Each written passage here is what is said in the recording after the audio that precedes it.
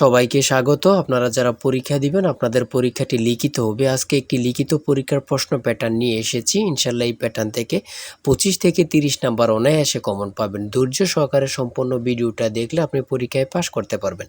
আমি দেখিয়ে দিব কোন কোন বিষয়ে কোন কোন টপিক থেকে প্রশ্ন আসে। লিখিত পরীক্ষায় অনেকেই ভয় পায়। এখানে ভয় পাওয়ার কোনো কারণ নেই। যদি আপনি পরীক্ষার বিষয়বস্তু কোন কোন টপিক কোন কোন বিষয় থেকে প্রশ্ন আসবে সেটা যদি বুঝতে পারেন পরীক্ষায় পাস করা আপনার জন্য একদম ইজি। ঠিক আছে, আজকে সম্পূর্ণ প্রসেসটা আমি দেখিয়ে দিব। আর বলে রাখি আপনারা যারা পরীক্ষা দিবেন আপনাদের জন্য একদম শর্ট করে চূড়ান্ত সাজেশন তৈরি করা হয়েছে। পরীক্ষার প্রশ্ন প্যাটার্ন যেমন থাকবে সেম প্যাটার্নে আমরা একটি চূড়ান্ত সাজেশন তৈরি করেছি। সাজেশনটি নিতে স্ক্রিনে দেওয়া হোয়াটসঅ্যাপ নাম্বার রয়েছে, ইমো নাম্বার রয়েছে, দুটোর মধ্যে যে কোনো একটি মেসেজ করে সাজেশনটি সংগ্রহ করুন। সাজেশনের মূল্য মাত্র 100 টাকা। আমি বলি অবশ্যই প্রত্যেকে আমাদের সাজেশনটি সংগ্রহ করবেন। যারা যারা পরীক্ষা দিবেন প্রত্যেকে আমাদের সাজেশনটি সংগ্রহ করবেন। সাজেশনের মূল্য মাত্র 100 টাকা। আমি বলি 100 টাকা কিন্তু বড় কথা না। ঠিক আছে, আপনারা বুঝতে পারবেন কোন কোন টপিক কোন কোন বিষয় থেকে আসবে। খুব সুন্দরভাবে প্রত্যেকটি প্রশ্নের ব্যাখ্যা ও সমাধান সহ আমাদের সাজেশন উল্লেখ রয়েছে। যারা চাকরির কারণে বিভিন্ন কাজের কারণে অথবা একটু পড়ালেখা দুর্বল তারা অবশ্যই আমাদের সাজেশনটি সংগ্রহ করবেন। মাত্র 100 টাকা। ইনশাআল্লাহ আপনারা পরীক্ষায় পাস করে যাবেন।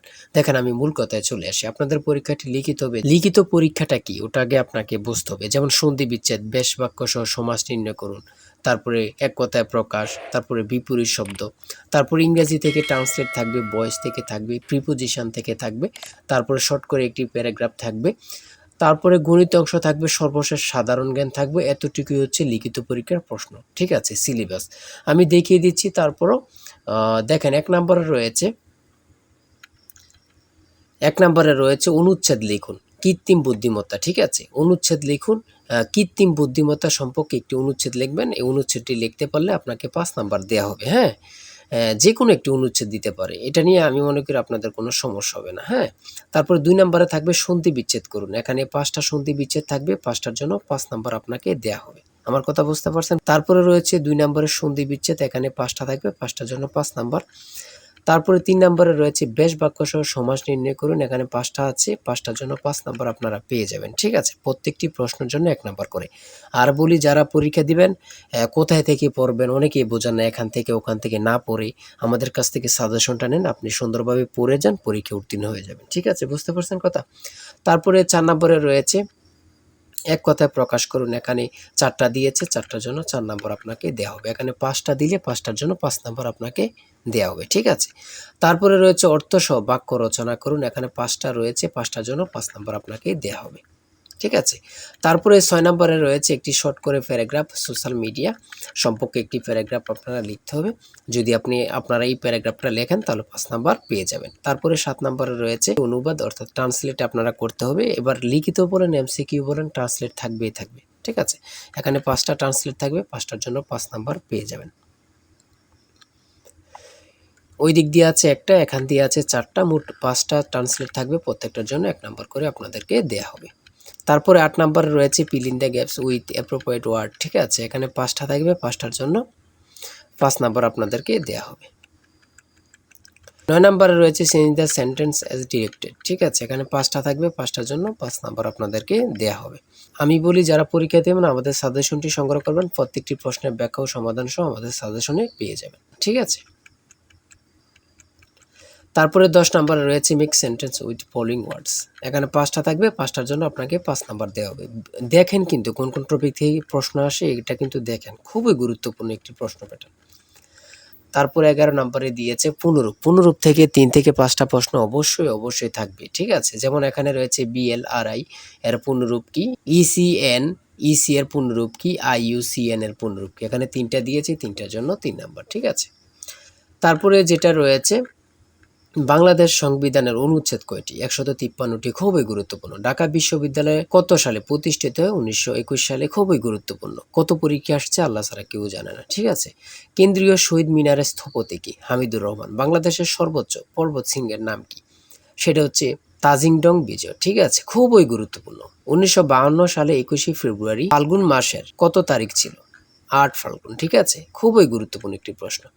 তারপরে রয়েছে 17 নম্বরে 3 বিঘা করিডোর কোন জেলা অবস্থিত? খুবই গুরুত্বপূর্ণ, লালমনিরহাট। অনেক চাকরির পরীক্ষায় এই প্রশ্নটি আসছে, ঠিক আছে? আন্তর্জাতিক নারী দিবস কত তারিখে অনুষ্ঠিত হয়? 8 মার্চ। 8ই মার্চ, 8ই মার্চ। আন্তর্জাতিক নারী দিবস কত তারিখে অনুষ্ঠিত হয়? 8ই মার্চ। কত পরীক্ষা যে আসছে আল্লাহ ছাড়া কেউ জানে না, শুধু এটাই হচ্ছে কথা। তারপরে রয়েছে হরমুজ প্রণালী কোথায় অবস্থিত? ওমান ও পারস্য উপমহাসাগরে অবস্থিত। খুবই একটি গুরুত্বপূর্ণ। এখন বর্তমানে হরমুজ প্রণালী সম্পর্কে অবশ্যই প্রশ্ন আসবে, ঠিক আছে? তারপরে রয়েছে ডেনমার্কের মুদ্রার নাম কি? সেটা হচ্ছে ক্রোন।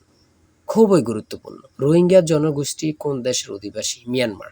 নিঝুম দ্বীপ কোন নদীর মোহনায় অবস্থিত? মেঘনা। খুবই গুরুত্বপূর্ণ একটি প্রশ্ন উত্তর। নিঝুম দ্বীপ কোন নদীর মোহনায় অবস্থিত? সেটা হচ্ছে মেঘনা নদী, ঠিক আছে? তারপরে রয়েছে পরিবেশবাদী গ্রেটা থুনবার্গ কোন দেশের নাগরিক? সুইডেন। 25 নম্বরে রয়েছে পৃথিবীর বৃহত্তম ম্যানগ্রোভ বনের নাম কি? সুন্দরবন। তারপরে রয়েছে 1 কিলোবাইট কত বাইটের সমান? 1024 বাইট। কোন ভিটামিনের অভাবে রাতকানা রোগ হয়? ঠিক আছে, কোন ভিটামিনের অভাবে রাতকানা রোগ হয়? Vitamin A. ইউনেস্কো এর সদর দপ্তর কোথায়? Paris, France. কত পরীক্ষা আসছে আল্লাহ ছাড়া কেউ জানে না, ঠিক আছে? তারপরে রয়েছে গণিত। সর্বশেষ রয়েছে একটি বইয়ের মূল্য 100 টাকা, বিক্রয়ের সুবিধার্থে বইটির মূল্য 10% হ্রাস করা হলো। 3 মাস পর বইটির নতুন মূল্যের উপর আরও 5% ছাড় দিয়ে বইটি বিক্রয় করা হলে বইটি কত টাকায় বিক্রয় হলো? এখানে অঙ্কটির সমাধান দেয়া আছে, আপনারা যদি পারেন এই অঙ্কটির জন্য 5 নাম্বার আপনাদেরকে দেয়া হবে, ঠিক আছে? তারপর রয়েছে কোনো বিশ্ববিদ্যালয়ের ছাত্র ও ছাত্রীর অনুপাত 3:2, ছাত্রদের মধ্যে থেকে 20% এবং ছাত্রীদের মধ্য থেকে 25% বৃত্তি পেয়ে থাকলে ওই বিদ্যালয়ের মোট কত শতাংশ ছাত্রছাত্রী বৃত্তি পায়নি? ঠিক আছে, এই অঙ্কটি সমাধান দেওয়া আছে, আপনারা যদি পারেন 5 নাম্বার পেয়ে যাবেন।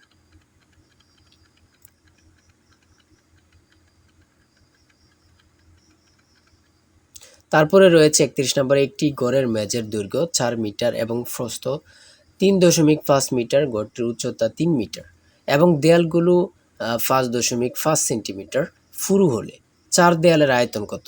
এখানে চিত্রটা দিয়ে বুঝিয়েছে এবং কি অঙ্কটা সমাধান দেওয়া আছে, আপনারা দেখে নিলে বুঝতে পারবেন। তারপরে একটি উৎপাদক থেকে একটি প্রশ্ন রয়েছে, এখানে সমাধান দেওয়া আছে, আপনারা দেখে নিলে বুঝতে পারবেন। এই অঙ্কের উত্তরটি পারলে আপনাদেরকে 5 নাম্বার দেওয়া হবে। আমার কথা বুঝতে পেরেছেন? তারপরে মান নির্ণয়ের এখানে অঙ্কগুলো রয়েছে। হ্যাঁ, এতটুকু আজকের প্রশ্ন উত্তর। আপনারা যারা পরীক্ষা দিবেন অবশ্যই এই নাম্বার হোয়াটসঅ্যাপ ইমো আছে, হোয়াটসঅ্যাপ অথবা ইমোতে এই নাম্বারে মেসেজ করে সাজেশনটি সংগ্রহ করেন। সাজেশনের মূল্য 100 টাকা। আর অবশ্যই হ্যাঁ, প্রত্যেকে আমাদের চ্যানেলটি সাবস্ক্রাইব ও পেজটি ফলো দিয়ে রাখলে আমরা নতুন ভিডিও আপলোড দেওয়ার সাথে সাথে চলে যাবে আপনার কাছে নোটিফিকেশন। আপনাদের পরীক্ষার প্রশ্ন সমাধান, আপনাদের রেজাল্ট, বিভিন্ন চাকরির খবর, সকল কিছু আমাদের চ্যানেলে পাবেন। তাই অবশ্যই চ্যানেলটি সাবস্ক্রাইব করে পাশে থাকলে আপনাদের চলবে, ঠিক আছে? যে কোনো মুহূর্তে যে কোনো সমস্যা আপনাদের কাছে নোটিফিকেশন চলে যাবে। সবাই ভালো থাকবেন, সুস্থ থাকবেন। আল্লাহ হাফেজ।